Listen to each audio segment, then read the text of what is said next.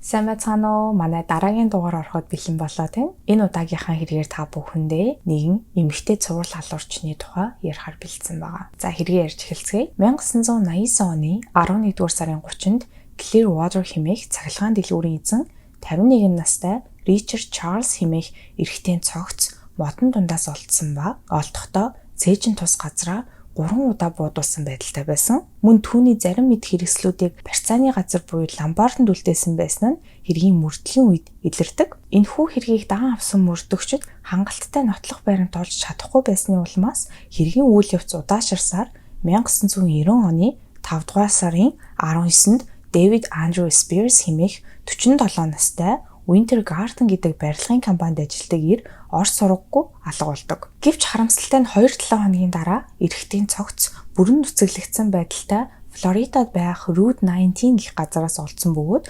хохирогчийн үхлийн шалтгаан нь 6 удаа цээжин тус газраа буудуулснаас хэмээн шинжээчид тогтоодог. Энэхүү эргээс ердөө 5 хоногийн дараа 1990 оны 6 дугаар сарын 6-нд Чарльз Эдмонд хэмээх 40 настай цагийн ажил хийдэг залуу цогц мөн л 9 удаа цээжиндээ буудуулсан байдалтай олдсон ба эрэгтэй цогцыг хүнжлэнд орон хаяснаас гадна энэхүү 3 хохирогчийг буудган хөнөөсөн галт зэвсэг нь эцэслхэн загвартай А калибр 22 гэх буу байсантай холбогдуулан цагдаа нар энэ үед хохирогчдыг хөнөөсөн хүн нэг хүн байх магадлалтай юм байна хэмээн цэжиглэж эхэлсэн. Энэ үеэр Петер Абрахам хэмээх 65 настай тэтгэвртэй гараад удаагүй байсан далайн бүтээгдэхүүний худалдаачин эрэгтэй Флоридагаас Арканзас руу явхаар замдаа гарсан боловч түүний машин 7 дугаар сарын 4-ний өдөр Флоридад байдаг Orange Spring хэмээх газараас олдсон. За Петрик харсан зарим гэрчүүдийн мэдээлснээр тэрээр 30 орчим насны залуухан эмэгтэйтэй хамт явж байсан гэдэг ба энэ үеэс хойш түүнийг хэн ч дахин олж хараагүй.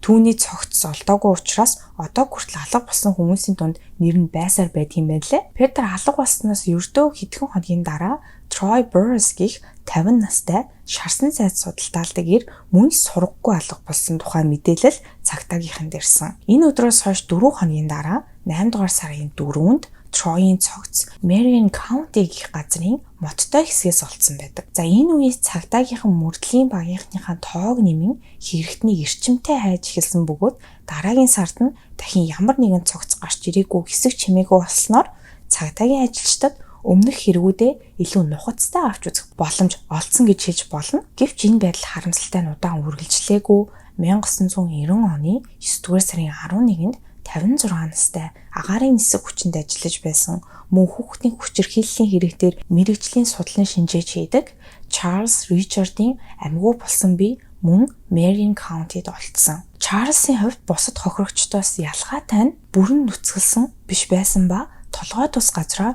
6 удаа бодуулан амиа алдсан байдалтай олдсон гэдэг. Мөн түүний машин нь цогцсон олдсон газараас холгүйхон орших Brevard County-гаас олддог. Үүнээс ердөө 7 хоногийн дараа 62 настай Walter Geno хэмээх цагдаагийн ажилтан байсан ирийн цогц мөн л ямар ч хувцсгүй бүрэн нүцгэлэгдсэн байдалтай олдсон ба түүний биеийг Dixie County-гаас олсон. Харин Genoгийн машины хувьд бусад хохирогчтой адил түүний цогцноос холгүйхон Brevard County-гаас олдсон байдаг. За ингээд 7 цагаарстай дундаж насны эрэгтэйчүүдийн цогц олдсноор хэрэг бүрч их анхаарлыг аван мөрдөгчд эдгээр хэргийг үйлдсэн гэмтэтгээд нь нэг хүн бөгөөд ойролцоо хотын орчин суугч байх магадлалтай гэсэн дүгнэлтэнд хүрч шижигтэй гих бүх хүмүүсийг шалгаж эхэлдэг. Бүх хохирогчд толгоондоо эсвэл цээжиндээ адил загварын галт зэвсгээр 3-6 удаа бодуулан нас барсан ба тэдний зарим материаллык зүйлс болох цаг, хүзүүний зүйл гэх мэт зүйлс алга болсон байдалтай байсан нь хэргийг дээр мэд харагдуулж байсан ч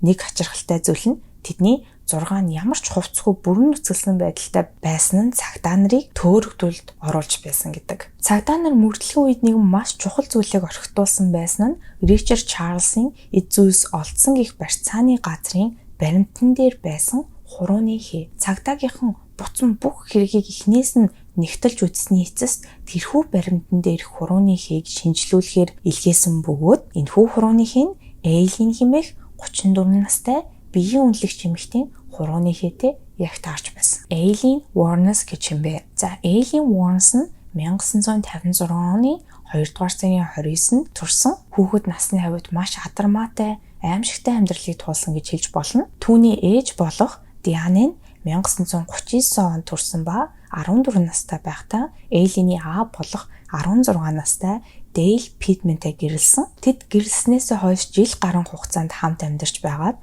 удалгүй Дианы өөрийгөө жирэмсэн болсон гэдгээ мэдсэн. Харамсалтай нь Эйлиний төрхөөс 2 сарын өмнө тэд гэрэлтэд цуцлуулан 2 тийш болсон байдаг. Эйлиний хувьд тэрээр хизээч аавтайгаа уулзаж байгаагүй. Түүний аав болох Питмений хувьд тэрээр сэтгцийн асуудалтай ба байнга сэтгцийн эмнэлгийн хараанд байдаг байсан. За түүний онш нь шизофрентэй байсан гэдэг. Питмен нь 1969 оны 1-р сарын 30-нд бага насны хүүхэд хүчирхийлсэн хэрэгээр шоронд хоригдож байх хугацаанд амиа хуурсан учраас тэдэнд хоорондоо уулзах ямар ч боломж гарахгүй байсаар аав нь хорвоо орхисон. Эйлийн нэг эрэгтэй дүүтэй болсон хэдий ч бага дүүгийнх нь эцэг ямар хүн байдаг талаар хэн ч мэддэггүй. 1960 оны 1-р сард Эйлинийг 4 настай байхад нь түүний ээж хүүхдүүдээ хаж ор сураггүй алга болсон байдаг. За үүнээс үүдэн асран хамгаалах эрх албан ёсоор ээжийнх нь аав ээж дээр буюу архины хамааралтай эмээ өвөөрөм шилжин очсон. Эйлиний хэлдгээр дөнгөж эмээ өвөөгөндөө амьдарч эхлэхэд эхэндээ бүх зүйл энгийн сайхан байсан боловч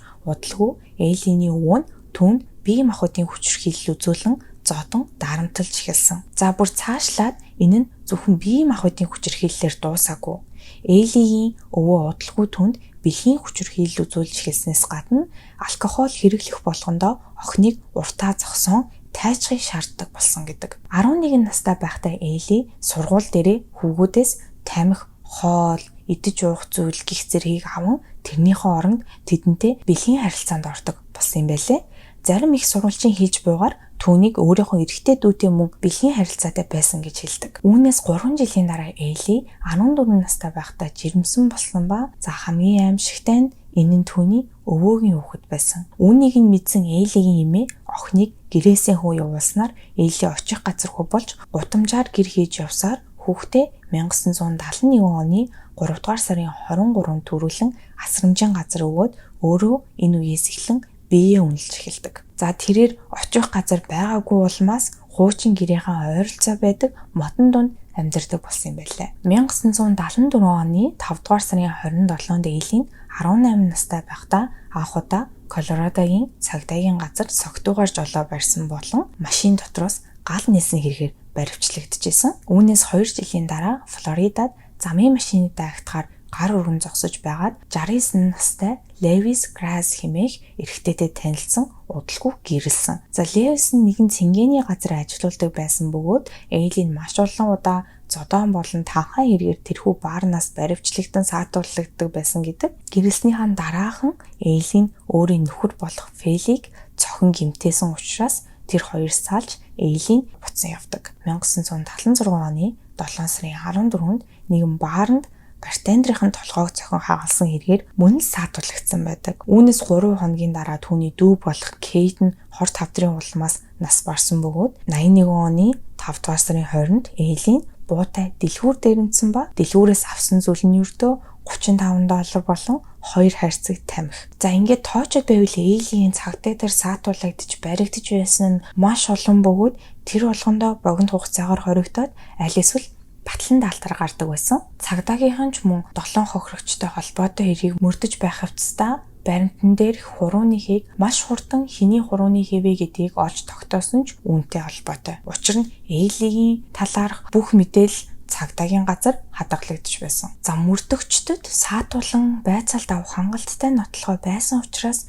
91 онд The Last Resort Bar хэмээх цэнгэний газраас Эйлийг баривчилж авсан. За мөн мөрдөгчд үзэхдээ Тайра Муур хэмээх эмэгтэй энэ хэлэгт холбоотой хэмээн сэжиглэжсэн. За Тайра Муур гэж хэм бэ? Эйлийн 1986 онд Тайра Муур хэмээх эмэгтэйтэй танилцсан. Эйли хэлэхдээ Тайратай анх танилцсдаа шууд түнд дурлцсан гэж хэлдэм байлээ. Бусад гэрчүүдийн мэдүүлснээр Эйлийн Тайра хоёр байнга хамт байдаг. Хаач явсан тэр хоёр л хамт явж идэг учраас Тайрагч мөн цагдаа нар энэ хэрэг цэжиглэн хаана байгааг нь шалгахад Тайра энэ үед Пенсильвани мужид байгаа нь тогтоогддог. Цагдаагийнхан түүнтэй холбоо барин ирж мэдүүлэг өгөхийг шаардахад Тайра дараагийн өдөр нь л өөрийн бэгээр хурж ирсэн ба энэхүү аллагын хэрэгүүдэд ямар ч буруугүй гэдгээ дахин хэлсээр байсан.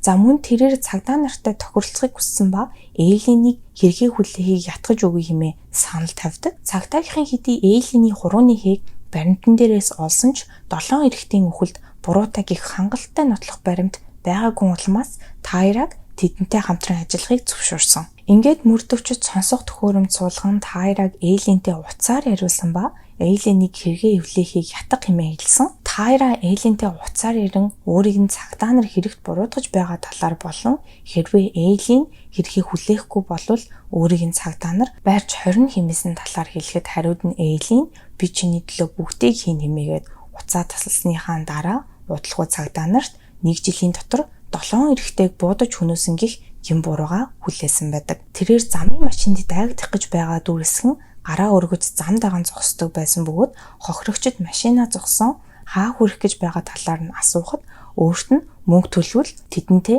бэлгийн харьцаанд орё хэмээн санал тавьдаг байсан. Цаашлаад Эйлин хэлэхдээ хохирогчдыг санаатаагаар хөнөөгөөгүй ба тэд Эйлинийг зодож эсвэл хэрцгийгээр дур хүслээ хангах гихт нь аргагүй байдалд орон биеэ хамгаалсан гэж өөрийгөө өмхөөсөн байдгаас гадна өмгөөлөгч нь түүнийг сэтгцийн асуудалтай хэмээн ялыг нь хөнгөрүүлэх гэж оролдож исэн. Гэвч шүүхийн бүхнийг нь авч хэлэлцээд Эйлинийг шийдвэр гаргах бүрэн чадвартай ба өөрийн ухаантай байхдаа алалгыг үйлдсэн гих шийдвэрийг гарган түүнийг цаазар авах ял ногдуулсан. Эйлин 1991-ээс 2002 он хүртэл шоронд хоригдож байгаад 2002 оны 10 дугаар сарын 9-нд 46 наснда цаазаар ахуулсан байдаг. Түүнээс хамгийн сүүлийн удаа ямар хоол идмээр байгааг нь асуухад ямар ч хоол идээгүй зүгээр л кофе уусан байт юм бэлээ. Цаазаар ахуулахаа хүлээн байж байхдаа найздаа бичсэн загтлуудыг нь өөрийнх нь тухай кино хийхэд бэлдэж байсан найруулагчид уншихыг зөвшөөрсөн ба тэрхүү захиандаа